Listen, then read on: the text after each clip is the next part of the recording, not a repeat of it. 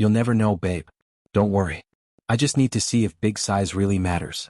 That's what Danielle told her lover before laughing, unaware that every word was being stored, every secret recorded, and every lie time-stamped by the very man she thought was too naive to notice. By the time she realized, her entire brand, her career, her reputation, were all live-streaming her downfall to millions. Viewers, tell me, is it revenge if you simply let the truth speak for itself? Subscribe, like, comment and watch till the ending to share this interesting story to family and friends. My name is Marcus Reed, 36 years old, software engineer, born and raised in Houston, Texas. People say I'm the kind of man who thinks before speaking, the quiet one in every room, the man who listens so much you forget he's there. Maybe that's what made me easy to underestimate. I met Danielle 6 years ago at a tech expo in Austin. I'd been giving a presentation about AI-driven security systems, trying to make the crowd laugh between slides when I saw her, radiant, athletic, confident in a way that silenced the noise around her. She asked me a question afterward about digital footprints in relationships, of all things. I joked that I could probably track anyone down just from their Instagram habits. She laughed. That laugh hooked me, bright, teasing like she'd just discovered something dangerous and wanted to keep it secret. Fast forward, we got married within a year. Everyone called us the perfect balance. I was the logic, she was the fire. She ran a successful fitness page on social media, pulling in thousands of followers who adored her energy, her charm, her picture-perfect life. Our photos always looked happy, beach vacations, candlelight dinners, morning jogs. But behind those curated smiles, something subtle had started to rot. It wasn't sudden. It was quiet, like water seeping through a crack in the foundation. A delayed text reply here. A night out that stretched longer than usual. A new perfume that didn't smell like us. I told myself I was overthinking things. My mother used to say, "Don't bring your father's paranoia into your marriage, Marcus." See, when I was 12, I watched my father walk out on my mother for another woman. He didn't yell, didn't explain, he just left. The sound of that door closing was the loudest silence I've ever heard. I swore to myself I'd never be that kind of man, the one who doubted, the one who accused. I'd rather be hurt than live like him. So I ignored the signs. I believed Danielle when she said her long hours at the gym were for her clients. I believed her when she said her phone dying at night was because of battery issues. Love, when you're truly in it, turns logic into a gentle lie you tell yourself to stay sane. And then one morning, as sunlight leaked through our blinds, I got a text from an unknown number. It said, "She's not who you think she is." No name. No context. Just that. I stared at it for a long time, heart caught between disbelief and something deeper, something like recognition. The thing about betrayal is, it rarely arrives as a stranger. It wears the same perfume you once kissed, the same smile that once made you forget your name. I didn't know it yet, but that single message was the first domino. And once it fell, there was no stopping what came next. The text haunted me for days. I told myself it was spam, a prank, anything but what it really was, a whisper of truth I wasn't ready to hear. Still, every time Danielle's phone lit up, a muscle in my jaw tightened. Every time she smiled at her screen, I wondered who or what existed on the other side of that glow. It was a Wednesday evening when the first real crack appeared. Danielle had just come home from one of her late-night training sessions. Her skin glistened with sweat, her energy electric, but not the kind that comes from a workout, the kind that comes from adrenaline, from doing something forbidden and getting away with it.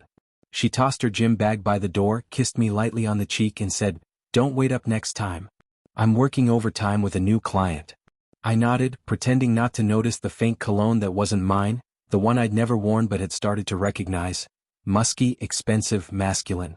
That night, she showered while I sat at the edge of the bed scrolling through meaningless posts, trying not to think. But when her phone vibrated on the dresser, curiosity clawed through restraint. I shouldn't have looked. I knew that. But the text flashed before I could stop myself. "See you again tomorrow," face blowing a kiss. T. My breath caught. I looked toward the bathroom, the sound of running water, her soft hum under her breath. My thumb hovered, trembling, before opening the thread. The first few messages were harmless, workout talk, diet plans, and then my eyes froze on one line that split my chest open. "Don't worry, he'll never know. I just need to find out if big size truly matters." I read it 3 times, each word slicing deeper. Big size truly matters. My mind twisted around it, refusing to accept the obvious meaning. I dropped the phone back on the dresser just as the shower stopped. When she stepped out, wrapped in a towel, her skin steaming, I couldn't even form words at first. My throat felt tight, my pulse hammering behind my temples. Who's T? I asked finally. She didn't flinch. That's what unnerved me most, the complete calm in her face. She looked at me the way someone looks at a child asking an inconvenient question. Trey. My new trainer. Don't overthink it, Marcus. I took a step closer. You told him I'll never know. What was that about? She laughed. You're reading jokes out of context. God, you're really letting your imagination run wild lately. Her voice was smooth, rehearsed, like she'd practiced this kind of denial before. She snatched the phone from the dresser, her towel slipping slightly. She used it intentionally to distract me. I turned away, jaw clenched, and forced a breath through my teeth. Right. Jokes. But something broke in that moment. Not loud, not explosive, quiet like a bone fracturing under pressure. That night I couldn't sleep. I lay awake beside her, listening to her even breathing, the rise and fall of her chest. Every inhale felt like proof of her peace, every exhale a reminder of my doubt. My mind began replaying every moment, every time she left early for clients, every story about a late-night spin class, every gym selfie with cropped angles that never showed who was behind the camera. And then, like a cruel echo, I remembered something my father once told me after his affair became public. I'd been 14, furious, confused.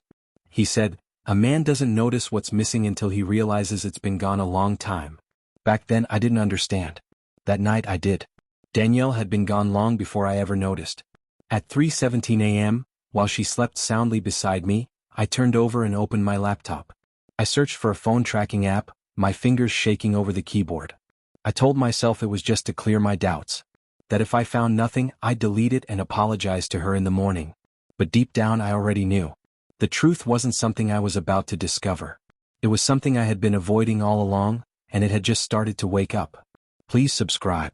Morning sunlight sliced through the blinds, warm and golden, but it felt wrong, too bright for what I carried inside. Danielle was humming in the kitchen, flipping pancakes, acting like the night before hadn't existed. Her phone sat on the counter, face down as if mocking me.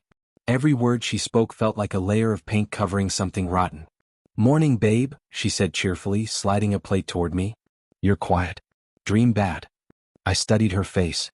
Her skin glowed, her eyes steady, and her smile, it was perfect, almost too perfect. No, I said. Just thinking. She kissed my cheek and went back to humming.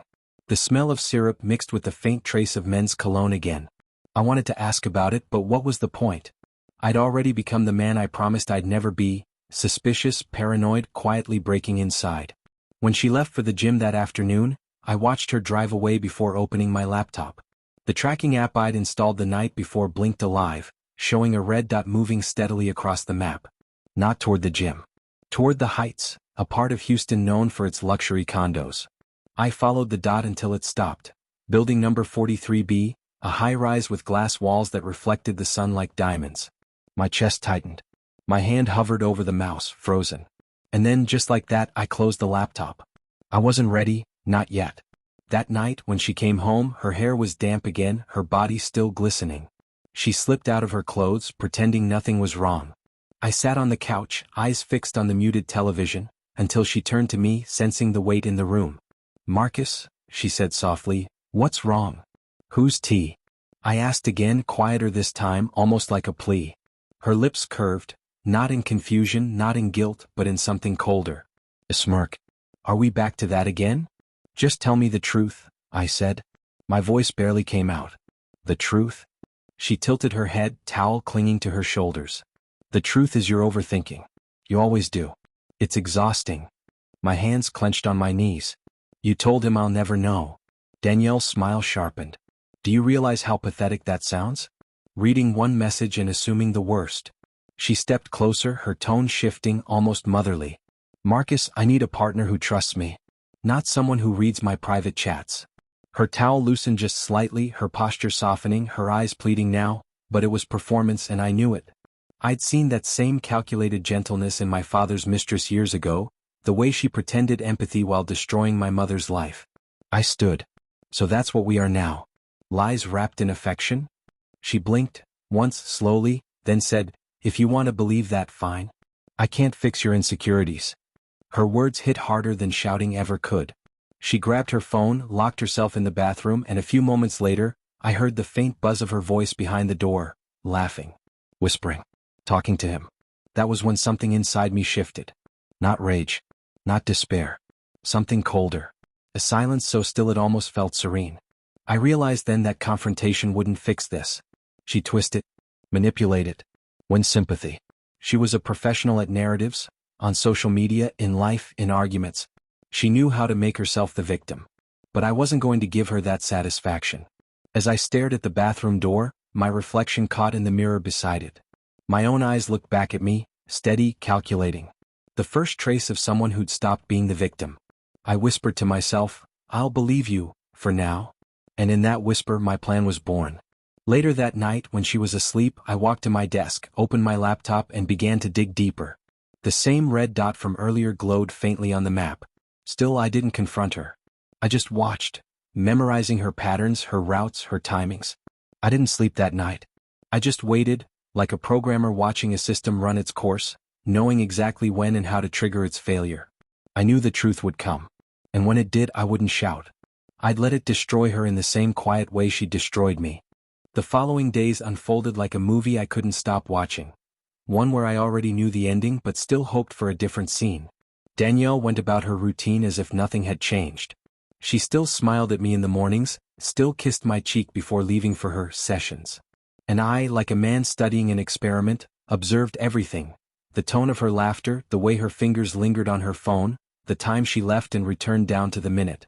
But each time she stepped out, I tracked her. That red dot on my screen became my lifeline. It pulsed with quiet betrayal, drawing trails across the city map. Monday, 6:42 p.m., not the gym. Tuesday, 5:58, the heights again. Wednesday, same. She was consistent, which somehow made it worse. One Friday evening, the wait became too much. I needed to see it with my own eyes. I drove to the heights just as the sun dipped, the city bleeding gold and orange. My car hummed quietly down the street, the skyline fractured through my windshield. I parked across from 43B, the luxury condo she kept returning to. For nearly an hour I watched. My hands rested on the steering wheel, knuckles white, heart punching my ribs. Then she appeared. Danielle stepped out of her car, her hair loose, wearing casual clothes I'd never seen before. Not her gym outfits, not her influencer-perfect dresses. These were simple, intimate, the kind you wear for someone who's already seen you at your most vulnerable. A man opened the building door for her. Tall, athletic, probably in his late 30s.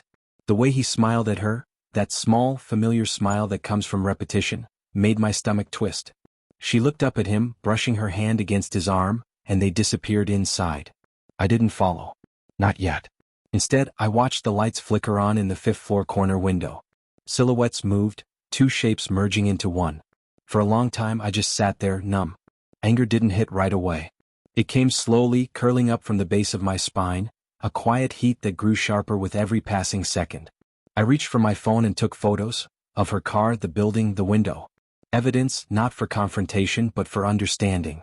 Proof that the world I'd built was real once and that this betrayal, wasn't something my mind had invented. But then something unexpected happened. As I kept watching, another familiar face appeared near the building's entrance. A woman, slim, stylish, with a red jacket I'd recognize anywhere. Keisha, Danielle's best friend. My breath caught. Keisha? She looked around nervously, checking her phone before heading inside the same building. For a second I thought maybe she was there to confront Danielle, to warn her, maybe even to meet me. But 10 minutes later her name appeared on my tracking app too, the one I'd synced through a hidden cross-device trace on Danielle's phone. Their devices were in the same apartment. I felt my stomach drop. The betrayal wasn't a single thread anymore. It was a web. I stayed parked there for another hour, watching the building like it held the script to my own tragedy. Cars came and went, lights flickered off, the night deepened. Finally I started the engine and drove home. The city blurred by, neon reflections flashing across the windshield. Inside my chest, a decision was forming. I wasn't going to confront her, not yet. I was going to understand her. I was going to know how deep this went, who Trey was, what Keisha knew, and why. When I got home I opened my laptop again. I dug into Trey's social profiles. Nothing public, all locked. But one comment thread under an old photo of Danielle and him training caught my eye. A woman had written, "Be careful, girl. He's good until he ruins you." Her account was private, but her username stuck in my mind. That night, as the house slept and the city pulsed in silence, I stared at that message. The pattern was forming. This wasn't just infidelity. It was something systematic, practiced, calculated, and deep down, a cold clarity began to replace the pain. If Danielle wanted to play this game in the dark, she'd learn what darkness really was. Because unlike her, I built systems that never crashed, and I was about to turn her world into one. It took me 2 days to decide how to approach Keisha. 2 long days of pretending everything at home was normal, smiling when Danielle smiled, kissing her goodnight while my mind replayed the image of her walking into that condo. Keisha and Danielle had been inseparable since college, the kind of friendship people envy. They shared everything, clothes, secrets, and occasionally opinions about me. I used to think it was endearing. Now it made my stomach turn. Saturday night I texted Keisha. "Hey, I need to talk. Alone. It's about Danielle." Her reply came fast, too fast. "Sure. Where?" We agreed to meet at a quiet lounge downtown. A neutral place. Dim lighting, soft jazz, and the kind of crowd that minded its own business. I got there first and chose a corner table facing the entrance. My drink sat untouched. My fingers traced the condensation on the glass, my mind replaying scenarios, lies, excuses, partial confessions. When Keisha walked in, she looked surprised to see me already there. Her expression faltered for just a second, then she smiled. "Marcus, wow, you look tired." I gestured to the seat opposite me. "Been a long week." She sat, crossing her legs, the smell of coconut oil and vanilla trailing after her. She looked nervous, her fingers fidgeting with the stem of her glass. I decided to skip pleasantries. "I know about Trey." Her breath caught. Her fingers froze. The way her pupils dilated told me everything. "I don't know what you mean," she said quickly, but her voice cracked halfway through. "Don't do that," I said calmly. "I've seen them. At the condo. I just want to know how long it's been going on." She looked around, lowering her voice. "Marcus, this isn't." "How long?" I pressed. Her eyes filled with guilt. "Months," she whispered. The word landed like a blade. I leaned back, staring at her. "And you didn't think to tell me?" Keisha's voice trembled. "You don't understand. Danielle's been different. She's obsessed with control, image, validation. Trey feeds that." I tried to warn her, but she just tried to warn her? I cut in. "You were in that condo too." Her eyes widened, horror flashing across her face.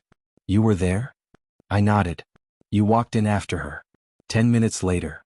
She looked down, guilt washing over her features like a slow burn. "Marcus, I wasn't part of it. I swear. I knew about it. She made me promise not to tell you. Said you'd overreact." My voice was steady, but I felt my pulse pounding in my neck. "And you kept that promise?" Tears welled up in her eyes. "She said she was going to end it, that it was just a phase. But Trey, he's manipulative. He knows how to twist people." Her words felt rehearsed, maybe half true. I couldn't tell anymore. Lies and truth had started to sound the same. "Do you know what she said about me?" I asked. Keisha shook her head slowly. I pulled out my phone, opened the recording I'd taken from her car's sync drive. Danielle's laughter filled the air, muffled, arrogant, cruel. "He'll never leave me. I'm the best thing that's ever happened to him. And if he finds out, I'll cry, post online, and the world will side with me." The lounge's music suddenly felt too loud, too cheerful. Keisha covered her mouth. "She said that?" I nodded. "That's who she really is." Keisha's voice turned small. "Marcus, there's more." She pulled out her phone, scrolling shakily through her gallery before showing me a short video clip. Danielle again, sitting on a couch, Trey's arm around her. She was laughing. "He thinks he's so smart. Always hiding behind his laptop. I could cheat on him right in front of his face, and he'd still find a way to blame himself." My heart stopped for a second. Then the anger came, deep and quiet, not rage that burns but one that freezes. Keisha whispered, "I didn't know she recorded that night. I didn't want to get involved, Marcus, but I think you deserve to know everything." I studied her, trying to decide if she was helping me out of guilt or fear. Maybe both. Finally, I said, "Send me that video." She hesitated, then nodded and hit share. The file landed in my phone. A weapon. A key.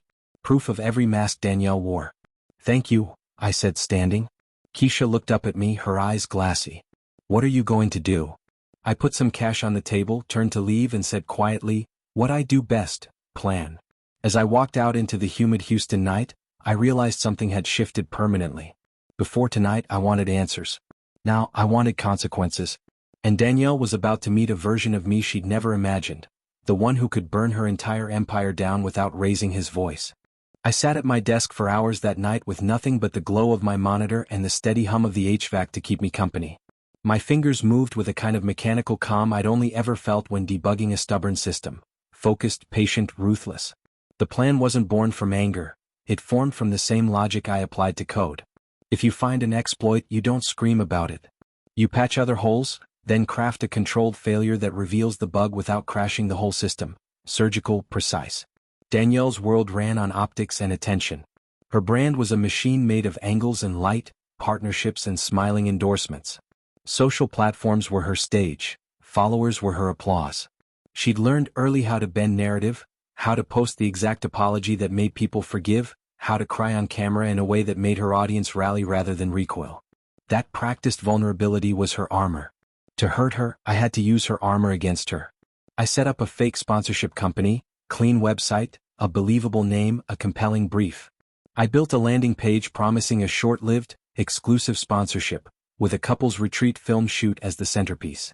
Part of the brief asked 4 authentic couple moments, and asked them to bring a close friend or collaborator to film behind-the-scenes content. I knew how Danielle worked. She chased the brand, the check, the validation. I knew she'd see an opportunity and blind herself to risk. While I designed the ruse, my mind kept looping back to small details from our life. A flashback, Danielle at my mother's funeral, poised and strong, thanking everyone for their support. And then that night, the way she'd smirk at an offhand compliment about her body, like scoring a small, private victory. Another memory, me at 14 watching my father pack, his suitcase full of shirts that weren't mine. Those fragments were fuel for my strategy. They were proof that people are predictable if you know what to watch for. I also started to press on Trey's edges.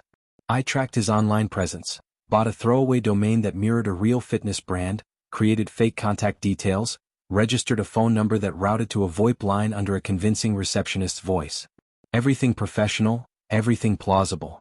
I used a production company persona and reached out to Trey with a message that played to his ego. High-end fitness sponsorship-seeking influencers who can show authentic chemistry on camera. I promised payment, reach, and a sneak peek at the deal's prestige. Trey bit. He sent a curt message, confident, cocky. He asked for a casting call with his leading woman. I responded with the tone he expected. Polished, admiring, slightly deferential. The email chain grew, and with every response he exposed more of his method. The way he isolated clients, the soft framing of privacy as intimacy, the offhand mention that real chemistry sometimes meant using partners who already had a spark. I saved every line. At the same time I tightened the net around Keisha. I played friend to her guilt when I contacted her, pretending to be more broken than my face allowed. People who feel guilty are surprisingly compliant when given a chance for redemption. She started to send me small things, screenshots, short clips, little pieces of truth she couldn't bring herself to share openly before. Each item I cataloged and cross-referenced, building a dossier that would later function as irrefutable pattern. There was a moment late in those preparations when I almost faltered. I pictured Danielle as she'd been when we first met, laughing in a smoky Austin hall, curious about my work. That memory clenched my chest, begged for mercy. But the newer images were louder. Her laughter with Trey on a couch, the dismissive way she'd said, "You're overthinking." I remembered the night she joked about me being naive while my father's face looked down from a framed photo in the hallway, my father who left without a fight. My hands trembled as I typed the final confirmation email to the fake sponsor address. When the reply came back confirming the shoot date and the live elements, a small, private stream to build buzz before the sponsored video release, I tasted the same cold focus I'd felt the night I closed on a successful product launch. This was my release, not of fury but of completion. I had engineered the perfect bait, a platform Danielle trusted, a live audience she couldn't control in the moment, and an audience who would see everything in raw, unedited streams. In the quiet of my apartment, I looked up at the framed wedding photo on my wall. The faces smiled out at me, younger, innocent. I closed my laptop and whispered not to her but to myself, "This won't be chaos. This will be clarification." Then I went to bed but sleep didn't come. I rehearsed sequences in my head like a director running through shots, camera angles, cues, bits of evidence that would be impossible to spin away. When morning came, the trap was set. All I had to do was wait for Danielle to walk into the stage I'd built and perform. The day of the shoot came like a traffic light clicking from amber to red, the pause before a crash. Danielle floated through the morning radiant and confident, posting stories about exciting day, brand collab. Her voice carried that practiced edge now, the one I'd heard in the recordings, charming, a little theatrical. Keisha tagged a heart emoji on one of her behind-the-scenes posts, and I felt the sour burn of complicity. Trey was quieter than usual in his messages, clipped, efficient, as if he already knew the camera would catch more than he wanted.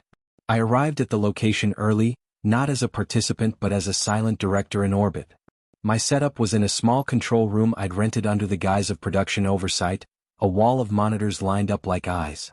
The fake brand team, a handful of actors I'd hired to play PR reps, camera operators, settled into place.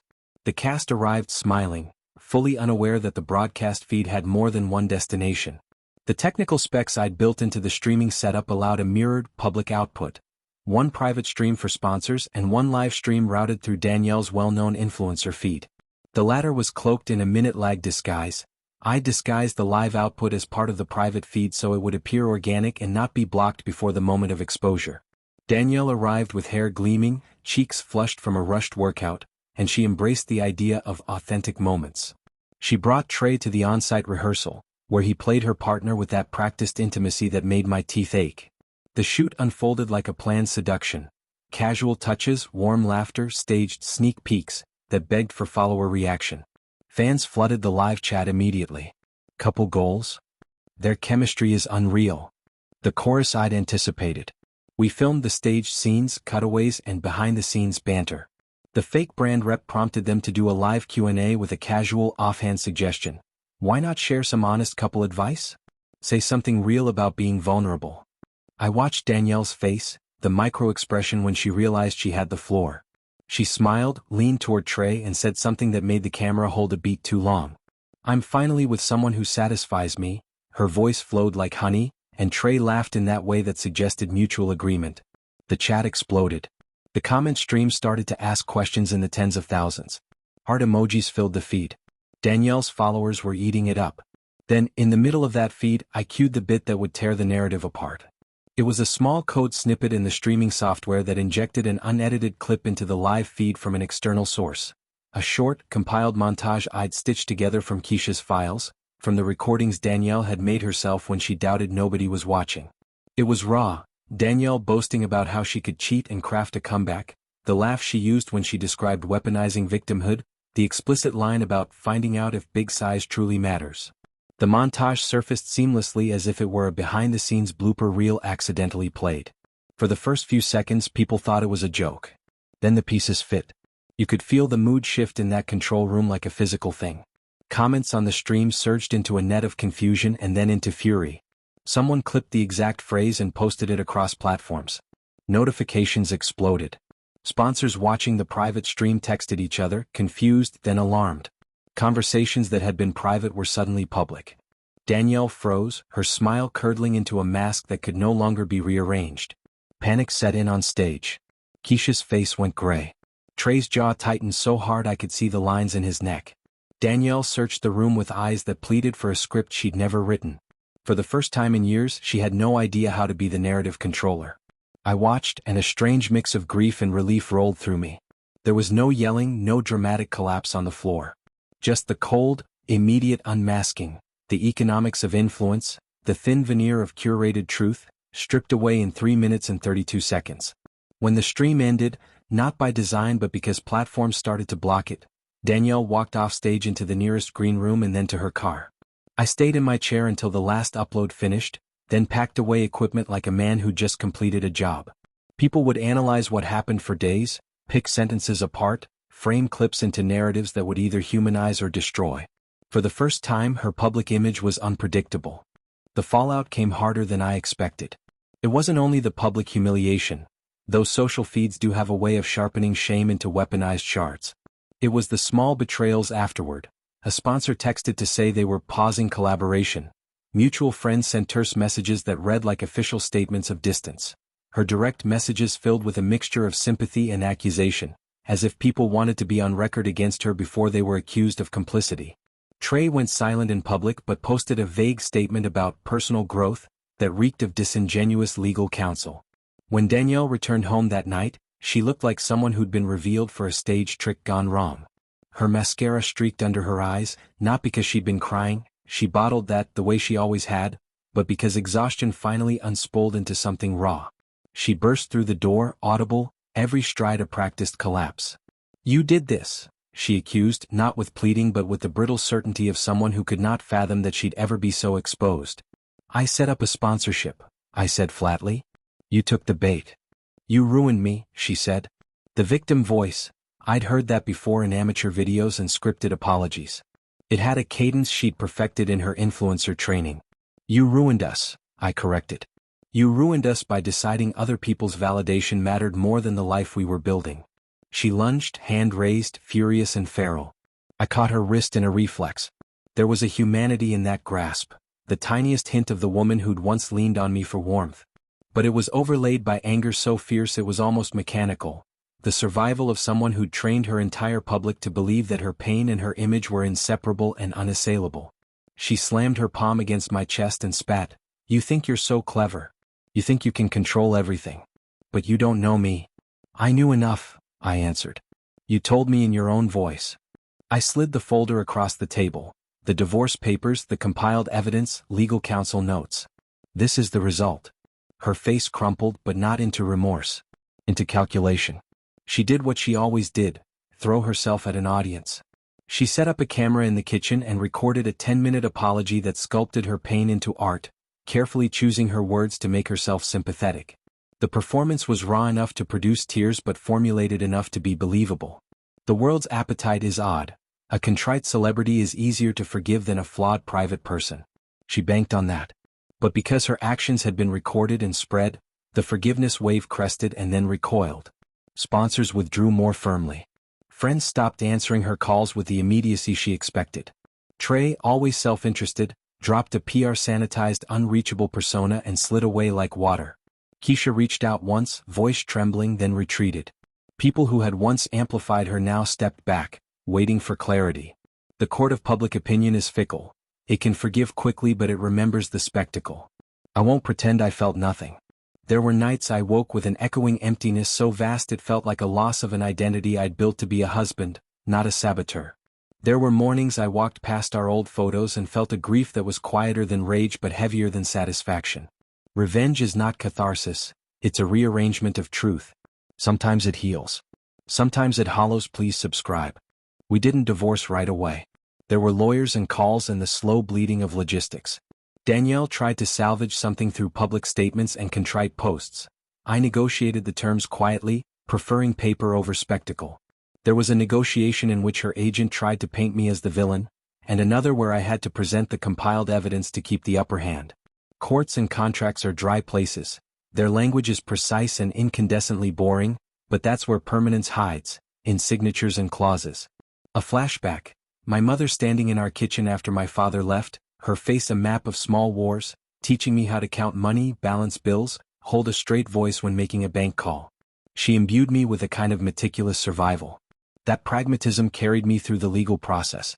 I made sure everything was clear. Custody frameworks, asset valuations, the brand contracts Danielle had that now risked being voided by breach clauses tied to public scandal. In private, Danielle oscillated between rage and performative sorrow, sometimes collapsing at my feet in a plea, other times sitting upright, schematic-faced, planning a public comeback. I recognized the latter. It was the version of her that had built a business empire on audiences. I pitied her in the way you pity an actor who's run out of lines and suddenly discovers they've been rehearsing someone else's life. The final settlement was quiet, clinical, and executed with a chill that surprised us both. Her brand rights were intact but heavily restricted. Certain sponsorships were rescinded, and a court issued temporary constraints on certain accounts after evidence of misrepresentation was presented. We divided property, allocated custody parameters that were legally defensible. It wasn't revenge in the theatrical sense, but it was an accountability that made sense in the light of facts and law. After the signatures, she left with a few suitcases and a staged parting message that said she was taking time to reflect. The cameras ate it up. A week later, a new fitness influencer filled her slot on a billboard downtown. The carousel of influencers moves fast. The city didn't stop. The feeds kept scrolling. There were odd quiet times when I expected a call from her, an explanation, an apology that wasn't curated, but it never came. She sent one message months later, short and guarded. "You were right about one thing, I needed to find out who I was." I didn't reply. Months later, I'm in a new apartment with fewer framed photos but more sleep. I kept the things I needed and gave away what I could. I went back to work, to building security systems and writing code that protects other people's lives. There's a perverse calm in constructing systems that hold against deceit. People still asked questions. My friends tried to understand the man who'd engineered his wife's public fall. Some praised me for exposing truth. Others whispered that I'd stooped to cruelty. I don't know which verdict is kinder. I only know what it felt like to sit in a courtroom and watch a person who'd been performing shame attempt to sell remorse. It didn't feel like victory. It felt like settling accounts. At night, sometimes, memories come unbidden. A flash of Danielle laughing at a digression in a documentary we watched together. The look in her eyes when she first told me she loved me. The small, mundane holiness of our first cheap apartment's kitchen, where the coffee tasted like life and the bills were small enough to be manageable. Those hauntings are the echo track to the main performance. They remind me that there was a person in there at some point who might have been salvageable if different choices were made, on both sides. Then the phone buzzes.